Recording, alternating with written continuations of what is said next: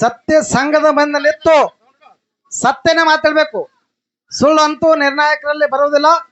ಇದು ನಮ್ಮ ಗುರುಗಳು ಸೊನಹಳ್ಳಿ ಹಣಮಂತ ಗೌಡರು ಕಲಿಸಿರುವಂತ ವಿದ್ಯಾ.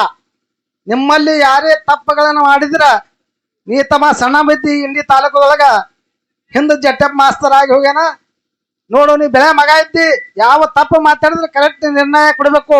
ಅವರಿಗೆ ಸತ್ಯ ಸಂಘದವರು ಸಣ್ಣವರು ಇದ್ದಿರ್ತಾರ, ಅವರಿಗೆ ಅನುಭವ ಇರೋದಿಲ್ಲ. ಇಂತ ಹೇಳಿದಂತ ನಮ್ಮ ಸೊನಹಳ್ಳಿ ಹಣಮಂತ ಗೌಡರು ಹೇಳಿದಂತ ಮಾತ ಇದೇ ಜಾತ್ರೆ ದಿನ ಇದೇ ಟೈಮ್ಕ ಅವರು ಸ್ವರ್ಗ ಲೋಕವನ್ನ ಸೇರ್ಯಾರ. ಆ ಗುರುಗಳಿಗೆ ಒಂದ ಸರಿ ನಮನಗಳನ್ನ ಸಲ್ಲಿಸುತ್ತಾ ಅವರ ಆತ್ಮಕ್ಕೆ ಶಾಂತಿ ಸಿಗಲಿ ಅಂತ ಒಂದೇ ಒಂದು ನಿಮಿಷ ಮೌನ ಅರ್ಥ ಮಾಡ್ತೇವೆ. ನಮ್ಮ ಸಂಘದವರು ಈ ಸಭಿಕರು ಶಾಂತತೆಯನ್ನು ಕಾಪಾಡಬೇಕು.